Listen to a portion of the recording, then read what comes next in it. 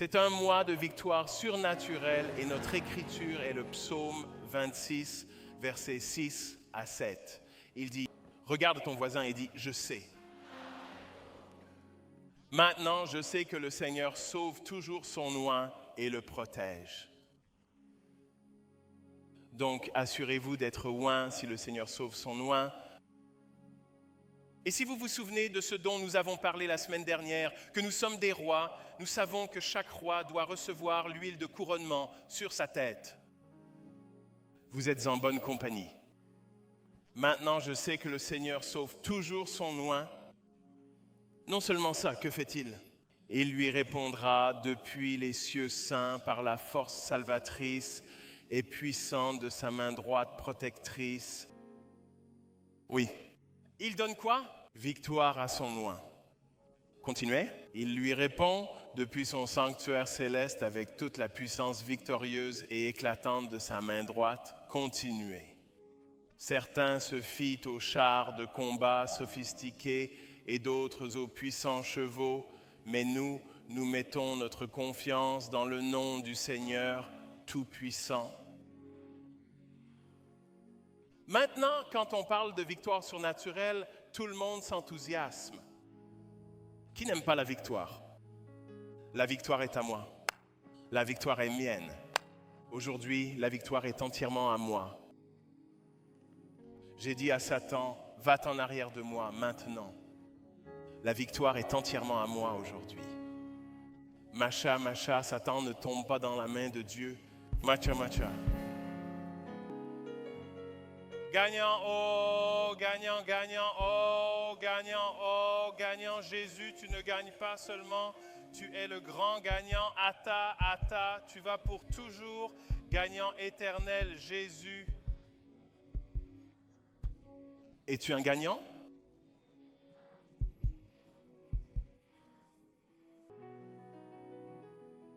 Il ne peut y avoir de victoire sans bataille.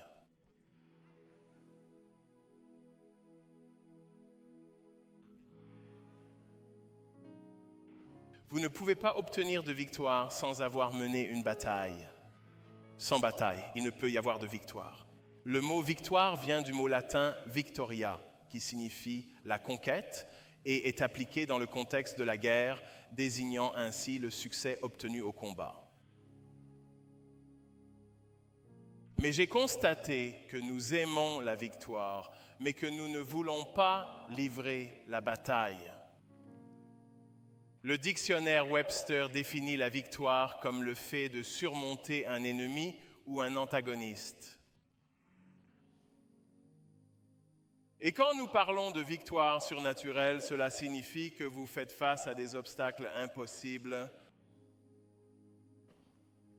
Pour être surnaturel, cela signifie qu'on ne peut pas l'obtenir par sa propre force, puissance ou capacité. Ce n'est donc pas une bataille ordinaire, c'est une bataille presque impossible où toutes les chances sont contre vous. D'accord, c'est calme maintenant ? Je veux parler du sujet important d'aujourd'hui en combattant depuis la grande victoire remportée. Regarde ton voisin, dis en combattant. Donc, une chose que nous devons accepter est le fait qu'il y aura un combat. Nous ne voulons pas nous battre. Vivez longtemps et vous comprendrez que la vie est une bataille. Mais parfois, nous avons cette idée fausse que parce que nous sommes sauvés, nous sommes censés être exemptés du combat. En fait, nous jugeons Dieu, nous remettons en question sa fidélité, ou nous le jugeons comme n'étant pas bon lorsque nous nous trouvons face à des batailles. Et c'est comme si nous n'avions pas signé pour cela. Dieu, je t'ai donné ma vie, alors pourquoi dois-je encore faire face à des difficultés ? On nous a vendu un christianisme stéréotypé, des roses et de la barbe à papa, où les oiseaux chantent toujours, il fait toujours beau dehors, pas de pluie, pas de tempête. Parce que nous croyons que la vie doit toujours être heureuse, nous ne savons pas gérer l'adversité quand elle survient. Nous remettons en question le caractère de Dieu pour des épreuves que nous devons de toute façon affronter. Luc, ton voisin, dit que la vie est un combat. Même pour ceux qui sont sauvés par les secours. Même en ce mois de victoire surnaturelle, des batailles auront lieu. Je voudrais te dire que ce sera un mois où tout ira bien pour toi, tout sera génial, mais ce n'est pas ce que signifie la victoire surnaturelle. La victoire surnaturelle implique que, malgré toutes les batailles, vous serez victorieux. M'entendez-vous? Nous devons comprendre qu'en tant que croyants, nous affronterons des batailles. Nous sommes faits pour combattre. Cela fait partie de notre chemin de foi. Je vais te donner certains versets de la Bible. Éphésiens 6, 12 à 13, version amplifiée.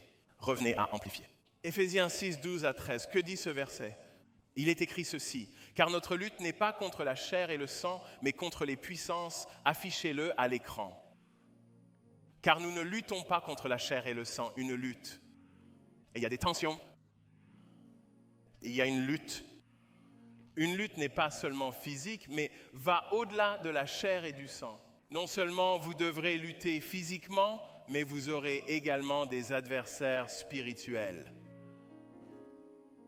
Mais contre les dirigeants, contre les autorités, contre les puissances de ce monde de ténèbres, contre les forces spirituelles de méchanceté dans les lieux célestes et surnaturels. Alors, il te dit exactement quoi faire. L'auteur conseille de se revêtir de l'armure complète de Dieu pour résister et tenir bon durant les moments de danger, afin d'être pleinement préparé et inébranlable après avoir fait tout le nécessaire pour surmonter la crise. Donc cela vous dit qu'il y aura des batailles, vous affronterez des adversaires, des choses se produiront, il y aura des conflits, il y aura des luttes. Cela fait partie de votre marche chrétienne. Mais il dit que vous aurez la victoire. Une autre écriture, 2 Corinthiens 10, 3, 5. Que dit-elle à propos de la foi et du combat spirituel? Il est écrit ceci.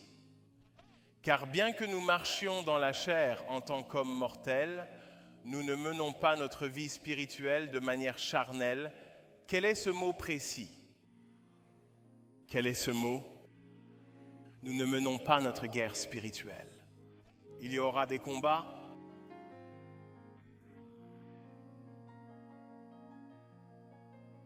Nous vivons dans la chair, mais notre guerre spirituelle ne se fait pas selon la chair, ni avec des armes humaines.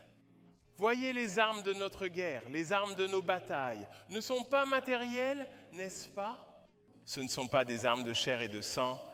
Nos armes spirituelles sont divinement puissantes pour la destruction des forteresses de mensonges. Nous avons été équipés d'armes. Nous détruisons les arguments sophistiqués et toute chose exaltée et orgueilleuse qui se dresse contre la véritable connaissance de Dieu, et nous prenons chaque pensée et chaque dessein pour les rendre captifs à l'obéissance de Christ. Que leur faisons-nous? Qu'apportons-nous? Capturant toute pensée pour l'amener à l'obéissance totale et complète de Christ. Le royaume de Dieu ne repose pas sur des mots, mais sur la puissance. Donc, si vous vivez cette guerre chrétienne et que vous ne voulez pas vous battre, ou que vous ne voulez pas être en bataille, vous êtes sur le mauvais chemin, vous êtes dans la mauvaise course, parce qu'au moment où le sang de Jésus touche votre tête, vous devenez un ennemi. Vous devenez rapidement une cible pour le diable. Première Pierre dit que l'ennemi, le diable, rôde autour de nous comme un lion rugissant, cherchant qui il dévorera parmi les fidèles.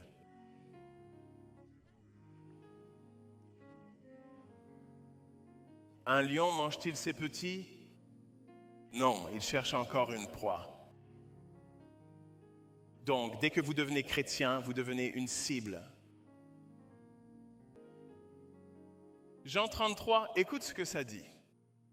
Jésus dit, « Je vous ai dit ces choses afin qu'en moi vous ayez la paix. et que votre foi demeure inébranlable face aux épreuves à venir. Vous pouvez avoir une paix parfaite et durable. Dans le monde, tu auras quoi comme opportunité? Vous aurez des tribulations. Et alors? Détresse. Et alors? Mais sois courageux. Ayez confiance. Ne sois pas intimidé.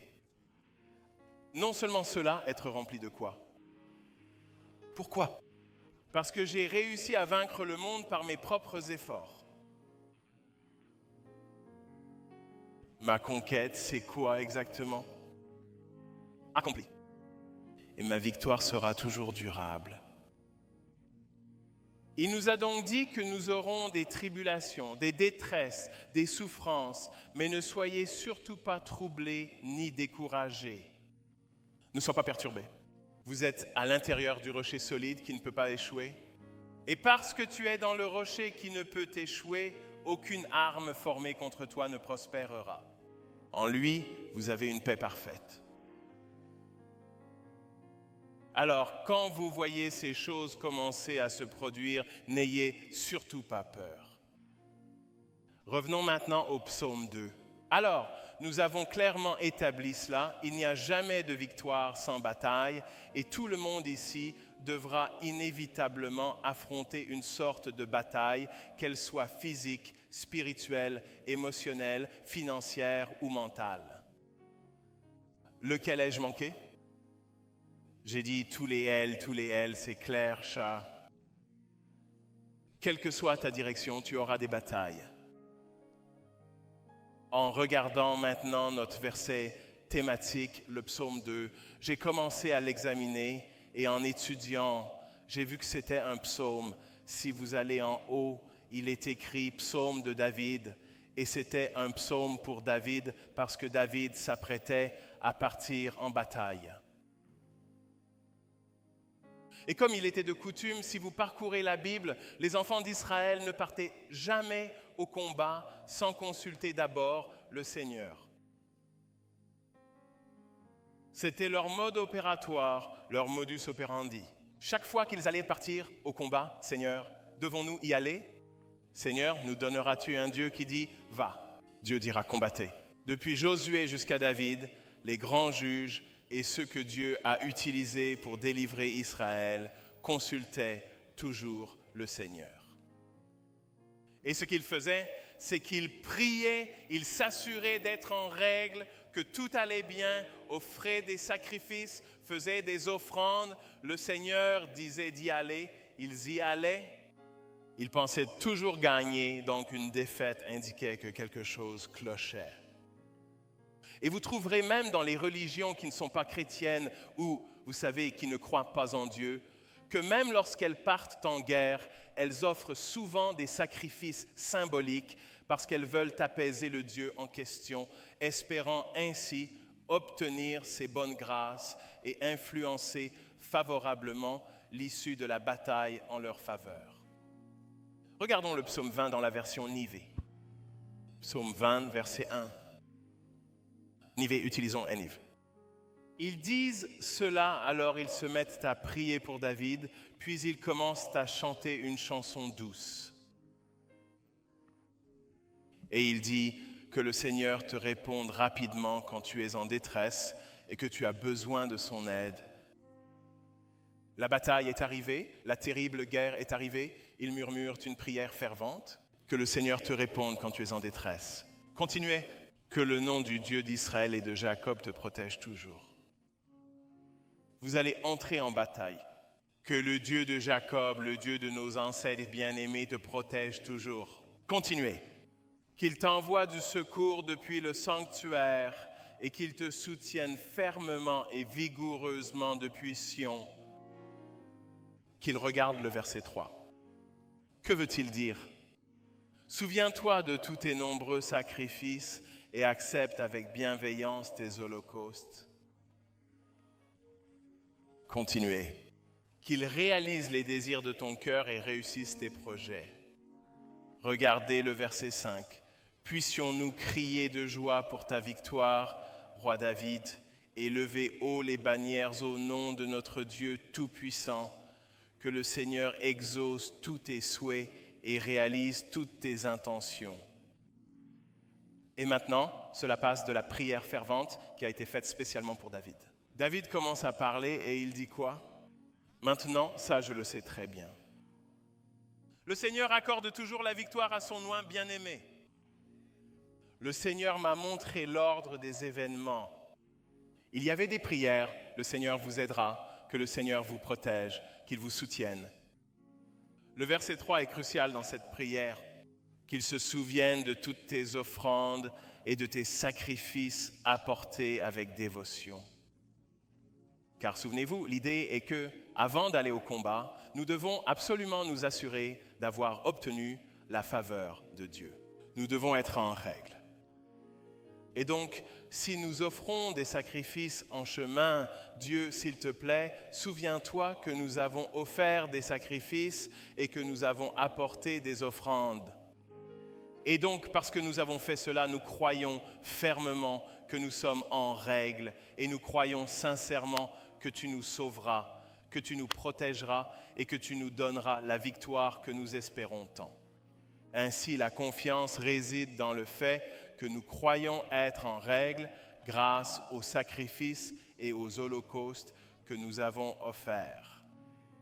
Maintenant, nous avons confiance car nous savons que Dieu nous protégera et nous récompensera pour nos actions. Es-tu encore là? Mais le problème devient maintenant que tout le monde, sans exception, ne peut pas faire des offrandes et des sacrifices rituels. Toutes les offres ne sont pas acceptées. Que se passe-t-il si la personne censée faire les offrandes n'est pas là? Et que se passe-t-il même lorsque les offrandes sont faites et qu'elles ne sont pas acceptées? Qu'est-ce que cela signifie pour la bataille? Il m'a montré des Écritures. Lorsque ces offrandes n'étaient pas acceptées dans les Écritures, Dieu était très strict quant à ceux qui étaient autorisés à faire des offrandes. Le livre du Lévitique, chapitre 1, versets 7 à 9, en parle très clairement. Les fils d'Aaron, les grands prêtres, doivent allumer le feu sur l'autel des holocaustes et arranger le bois. Les fils de l'héritière, le prêtre, disposeront les morceaux, la tête, la graisse et le bois sur l'autel. Et il explique comment il va l'arranger, mais il devra laver ses entrailles et ses jambes avec de l'eau. Le prêtre offrira tout cela en fumée sur l'autel comme holocauste au Seigneur. C'est une offrande consumée, une odeur agréable pour le Seigneur. Cela vous dit comment, très précisément? Seuls ceux nés dans la lignée, les Lévites, pouvaient offrir des offrandes. 1 Samuel 13, 8 à 13 parle du moment où Saül, impatient, voulait offrir un holocauste lui-même en l'absence de Samuel. Nous connaissons l'histoire, je vais la lire rapidement. Saül attendit précisément 7 jours, selon le délai fixé par Samuel. Mais Samuel n'était pas à Gilgal et le peuple se dispersait loin de Saül.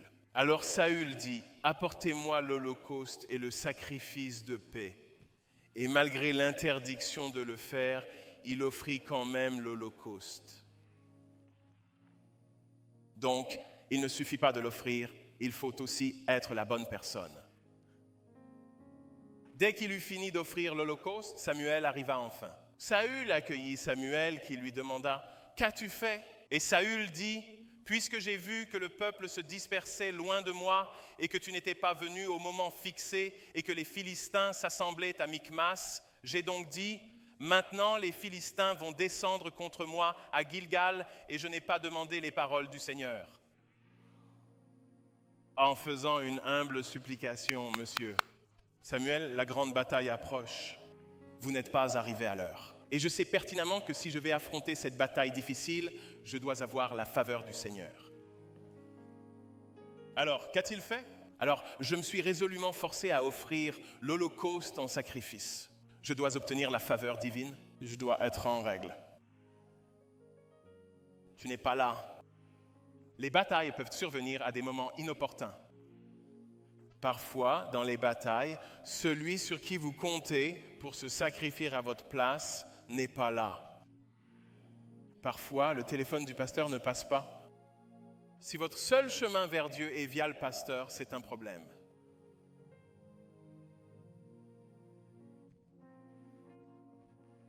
Peut-être ai-je déçu des gens. Homme de Dieu, quel est le premier mot? Réponds-moi. Dormez-vous? Est-ce que je dors? Parce que parfois, nous avons l'impression que Dieu nous a donné une inoculation spéciale ou des injections de super-héros. Le pasteur ne dort ni ne sommeille, il ment. C'est le travail de Dieu, ce n'est pas le mien.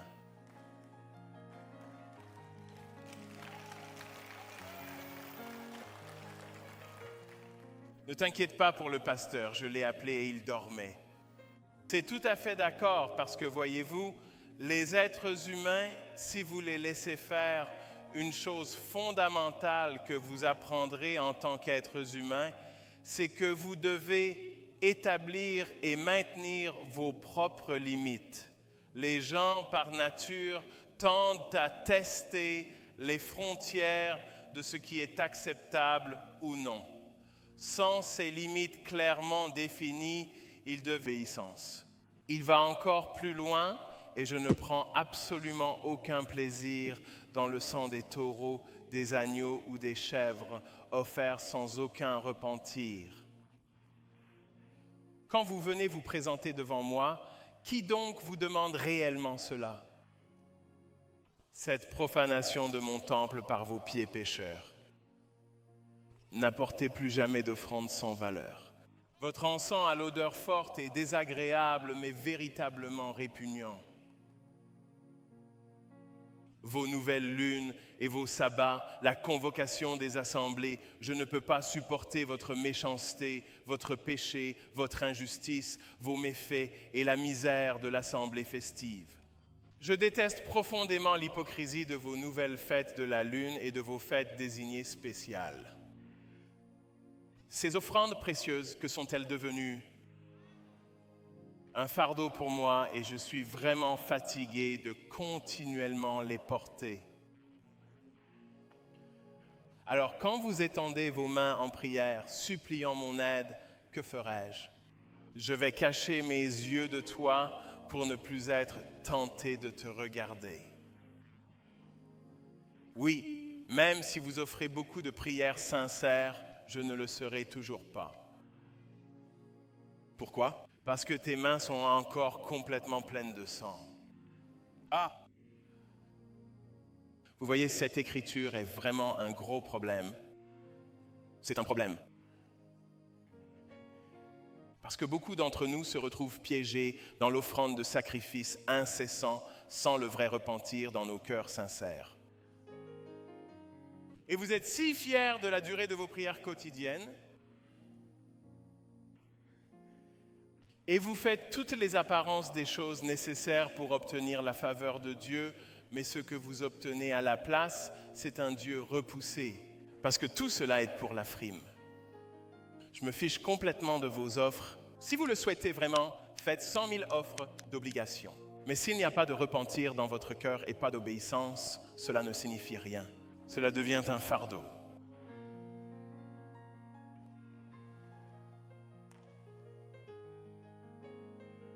Voilà où réside le problème, car nous commençons à voir qu'il ne s'agit plus seulement d'offrandes ni de prêtres, mais d'une question bien plus complexe et profonde. Parce que vous pouvez utiliser le prêtre pour brûler les offrandes, et cela ne signifiera toujours rien. Vos œuvres seules ne peuvent pas vous justifier devant Dieu. C'est pourquoi il dit que ta justice est comme quoi exactement?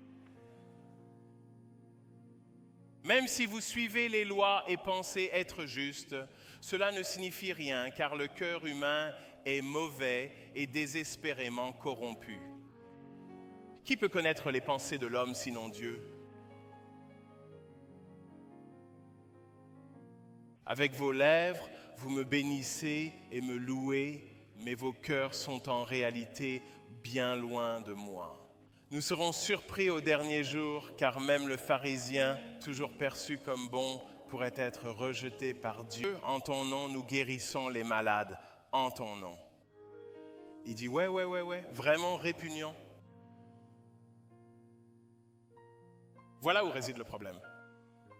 Nous avons des batailles et maintenant, nous avons vu que les offrandes et les sacrifices, avec un protocole censé attirer la faveur ou tourner les yeux de Dieu vers nous, ce n'est pas infaillible. Nous pouvons encore errer, nous pouvons encore manquer. Alors, comment affrontons-nous ensemble les batailles difficiles de la vie? Eh bien, j'ai une bonne nouvelle pour vous. Je connais un prêtre devenu sacrifice.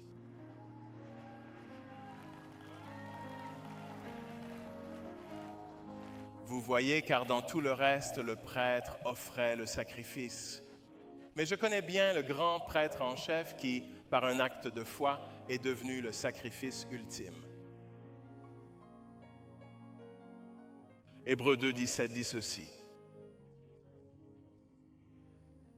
Que dit-il? Mettez-le à l'écran. Ça veut dire quoi donc? C'était quoi finalement? C'était nécessaire. C'était essentiel. Parce que vous voyez, tous ces autres sacrifices ne pouvaient pas le faire. Tous ces autres protocoles n'ont pas pu parvenir à le faire. Il était donc nécessaire, il était crucial, il était essentiel qu'il soit fait comme ses frères. Et nous parlons non seulement de frères de sang, mais de l'humanité entière, de la chair et du sang, à tous égards, afin qu'il puisse, par l'expérience humaine, devenir quoi précisément? Un miséricordieux, il a appris des choses, il a appris l'obéissance aux choses qu'il quoi? Souffert. Il devait devenir l'un des nôtres, comme un agneau qu'on mène à l'abattoir. Il a dû donner sa vie volontairement et il l'a fait pour devenir un grand prêtre miséricordieux et fidèle dans les choses relatives à Dieu. Pour faire quoi? Pour faire l'expiation, c'est-à-dire l'appropriation pour le péché du peuple, effaçant ainsi ce péché et satisfaisant la justice divine, et en même temps fournissant un moyen de réconciliation durable entre Dieu et l'homme.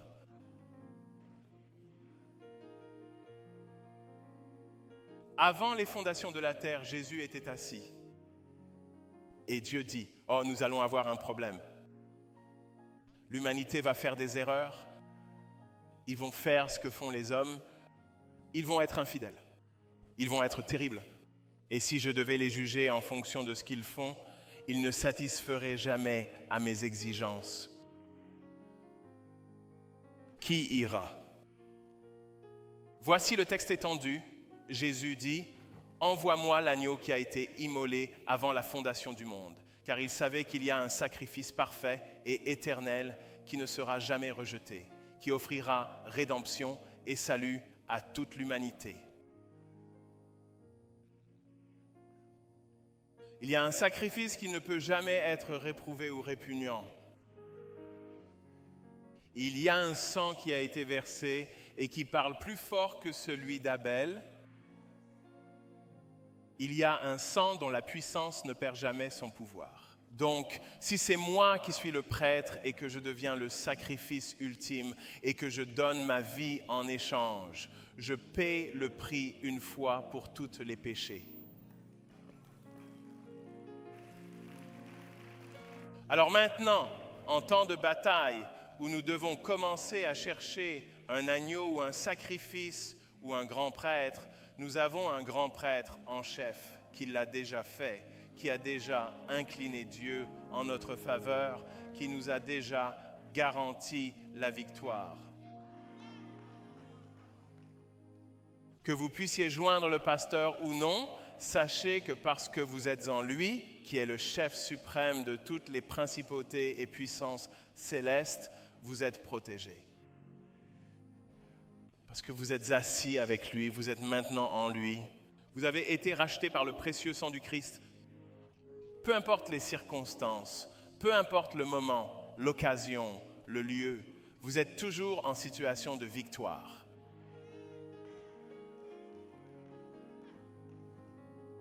Écoute ça, je regarde l'heure.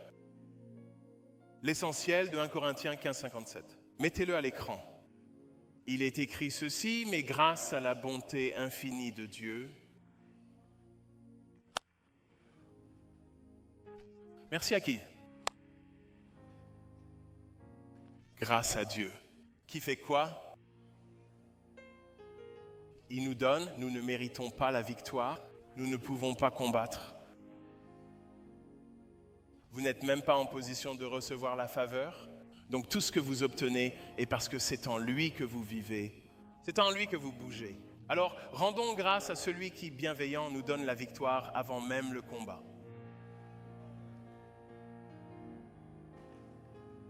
Il nous donne la victoire en tant que quoi exactement? Alors mon bien-aimé, à cause de l'œuvre de Jésus, nous ne combattons pas pour obtenir la victoire, mais nous combattons depuis la victoire acquise.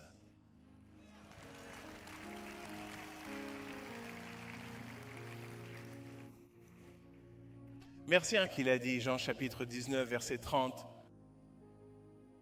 Jésus déclare, lorsqu'il a reçu le vinaigre sur l'éponge, il a dit, qu'a-t-il dit? Lis ça avec moi, 1, 2, go. C'est fini. Chaque bataille que tu devras affronter, elle est déjà terminée avant de commencer. Sur ce péché, c'est définitivement fini. Sur cette honte, c'est définitivement fini. À cause de cet échec conséquent, c'est bien le cas. C'est au-delà de ce délai imparti. En raison de ce manque crucial, c'est le cas. C'est bien au-delà de cette maladie. Pour n'importe quelle bataille que vous aurez à affronter, vous combattez du point de vue de ce que c'est vraiment.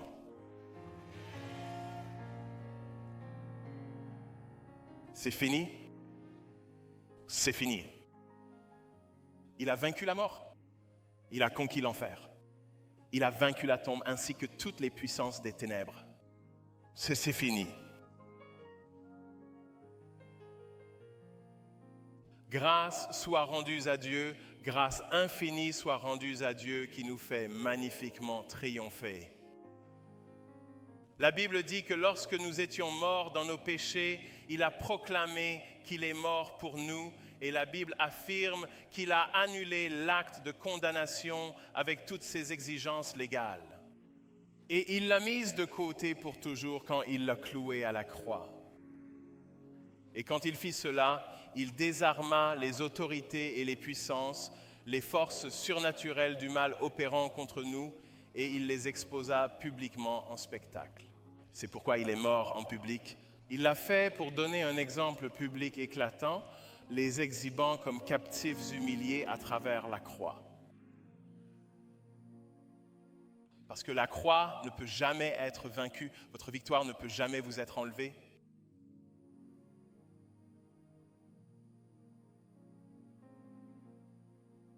Nous devons comprendre que nous combattons déjà depuis une position de victoire. Nous sommes bien plus que de simples vainqueurs. Nous sommes bien plus que de simples conquérants. Nous ne sommes pas conquérants. Nous sommes bien plus que de simples conquérants. Qu'est-ce qui fait de vous un conquérant? Quand tu te bats courageusement et que tu prends finalement le dessus. Lorsqu'ils attaquaient, cela se retrouvait partout dans l'histoire. Si vous allez combattre et attaquer un endroit, quand vous gagnez la bataille, vous entrez dans la place, vous prenez tous les butins et les trésors, vous vous installez soit dans l'endroit conquis, vous abattez tous leurs drapeaux et toutes leurs choses symboliques, et vous vous installez là, et c'est ainsi que vous montrez que vous avez véritablement conquis le territoire. La Bible n'a pas dit que tu es un conquérant. Il est dit que vous êtes plus qu'un conquérant, parce que pour devenir un conquérant, il faut se battre. En tant que plus qu'un conquérant, vous prenez simplement le butin.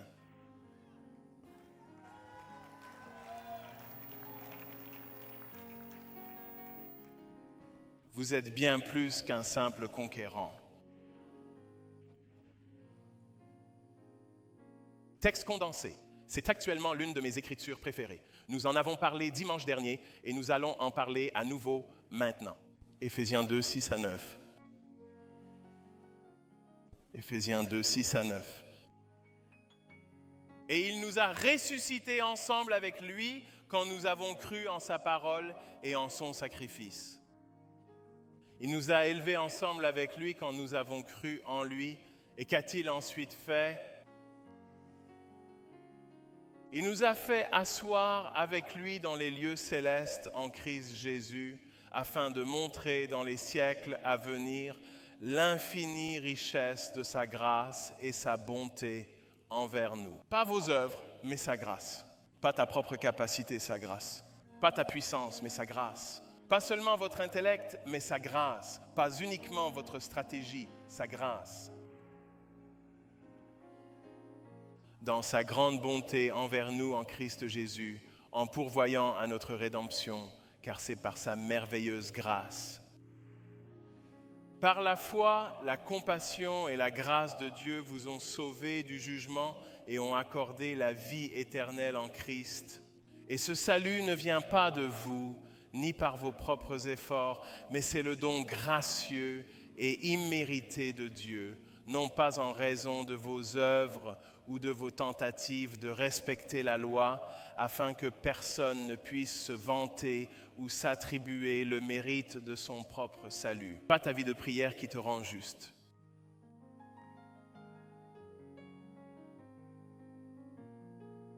Ce qui définit votre vertu, ce n'est pas le nombre de versets que vous connaissez. Même le diable connaît la Bible mieux que toi. Donc si c'est en bien connaissant la Bible, alors sachez que le diable la connaît. C'est uniquement par la grâce divine que nous devons constamment nous rappeler qu'il est dit que nous sommes maintenant assis avec lui, celui qui est bien au-dessus de toutes autorités et puissances. Il n'est pas seulement au même niveau, il est bien au-dessus. Il a dit, assieds-toi à ma droite, et il nous a fait asseoir avec lui, qui est maintenant bien au-dessus de toute principauté, de toute puissance, de tout souverain des ténèbres, de tout nom, de tout titre qui peut être conféré aujourd'hui ou dans les âges présents pour l'éternité. Il t'a élevé bien au-dessus de tous et il l'a fait grâce à sa grâce. Les batailles viendront sans aucun doute, mais vous devez toujours vous rappeler que vous ne vous battez pas uniquement pour obtenir la victoire, mais que vous vous battez depuis une position de victoire déjà acquise. Vous connaissez la fin? C'est fini, je sais. Nous savons avec confiance qu'il nous donne la victoire parce que nous sommes ses oints.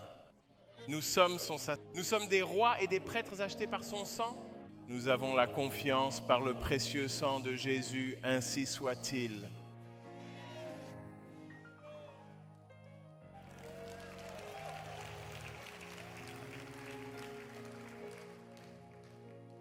Vous ne vous battez pas uniquement pour la victoire finale. Vous combattez toujours depuis la victoire finale. Merci de regarder.